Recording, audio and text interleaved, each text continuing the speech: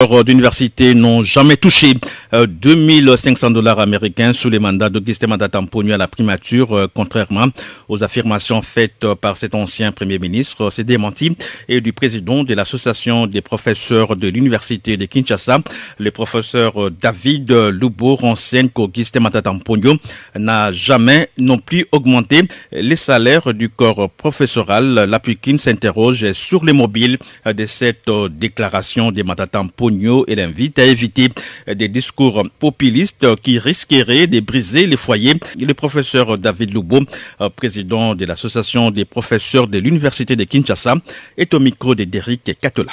C'est avec surprise que j'ai appris de l'un des premiers ministres qu'il avait payé 2500 $ à un professeur. C'est le salaire qu'il avait laissé. Je crois que notre démenti est catégorique. Non seulement le professeur n'a jamais touché 2500 $ sous son règne, mais c'est son prédécesseur qui avait laissé 2000 $ à un professeur. Ça doit être clair. Et sous son mandat, il n'avait ajouté même pas un franc pour un professeur ou pour tout autre fonctionnaire. C'est quand même une grande notoriété et je crois que ces services l'ont peut-être induit en erreur. Ce n'est pas intéressant. Il faut encore souligner que pour montrer que la dépréciation a commencé sous son long mandat à la primature, c'est sous son successeur Bruno Tshibala que l'ESU s'est retrouvé dans son ensemble, syndicat, association. Alors, je pense que ça ne sert à rien parce que le problème des salaires, c'est un problème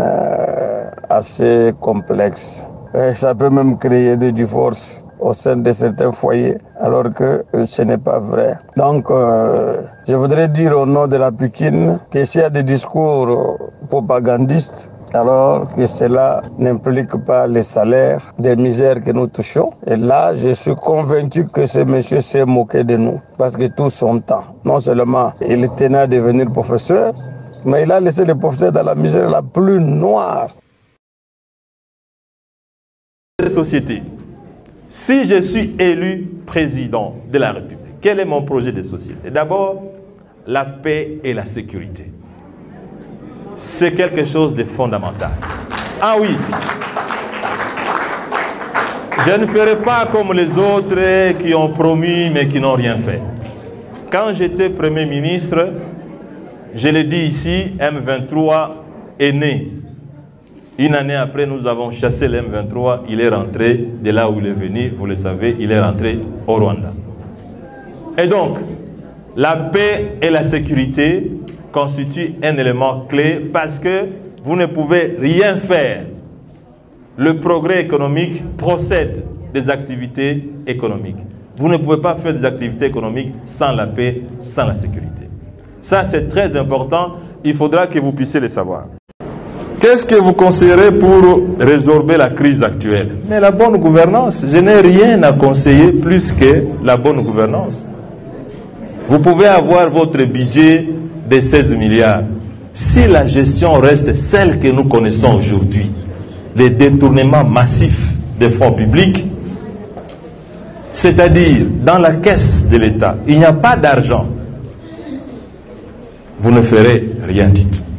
Partout où je passe, je viens de Bandundu. Une maman, épouse d'un militaire, m'a dit, Monsieur Matata, ne pouvez-vous pas aider les gens qui sont là au gouvernement pour leur donner les secrets de la stabilité du taux d'échange? Parce que mon mari, ça fait 11 mois, il est impayé. À votre époque, il était payé les 15. J'ai dit, mais on ne donne les conseils qu'à ceux qui demandent. Je vais donner les conseils à ceux qui ne demandent pas de conseils. Le progrès enregistré à mon époque, pourquoi ils ne sont plus là aujourd'hui? Mais, cher ami, moi, je suis comptable de ce que j'ai fait quand j'étais Premier ministre. Angela Merkel, qui a été responsable, chancelière, qui a dirigé l'Allemagne pendant 16 ans, a dit ceci. Lorsque vous arrivez au pouvoir, ne pleurez pas sur ce que votre prédécesseur a fait. Dites ce que vous avez fait quand vous êtes au pouvoir. Vous n'allez pas me donner la responsabilité aujourd'hui de ce que moi, je ne fais pas, ce que je n'ai pas fait. J'ai laissé une compagnie Congo Airways avec 4 avions. Aujourd'hui, il n'y a qu'un seul avion. Vous allez me donner la responsabilité. J'ai créé Transco avec 500 bus. Aujourd'hui, il y a 200. Vous allez dire que je suis responsable de la baisse Mais non. J'ai laissé Madame Ella, professeur d'université, quand j'étais Premier ministre, avec 2500 $. Je crois qu'il y a d'autres professeurs ici. Le professeur est là.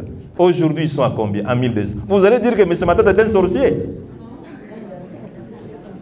Le minimum que le gouvernement actuel devait faire, c'est de maintenir les salaires.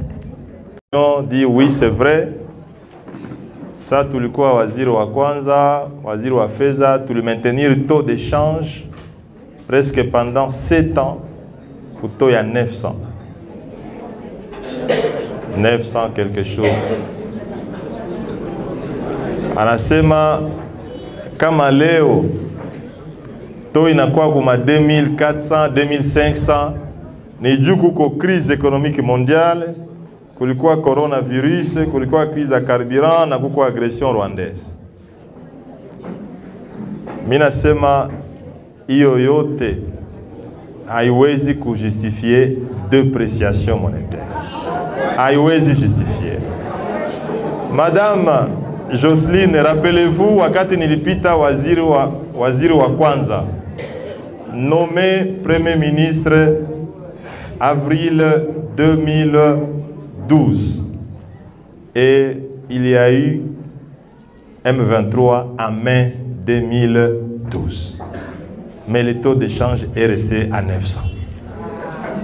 Donc, l'agression rwandaise ne peut pas justifier parce que quand j'étais Premier ministre, il y avait aussi l'agression rwandaise. Crise économique. Il y avait aussi, madame, une crise économique. Regardez, lisez votre histoire. Entre 2014 et 2015, il y avait une crise économique. Qu'est-ce que j'ai fait? J'ai réduit les trains de vie de toutes les institutions. Dieu a diminué ma dépense parce que ma recette est illichouk. Envie de préserver la stabilité du taux d'échange.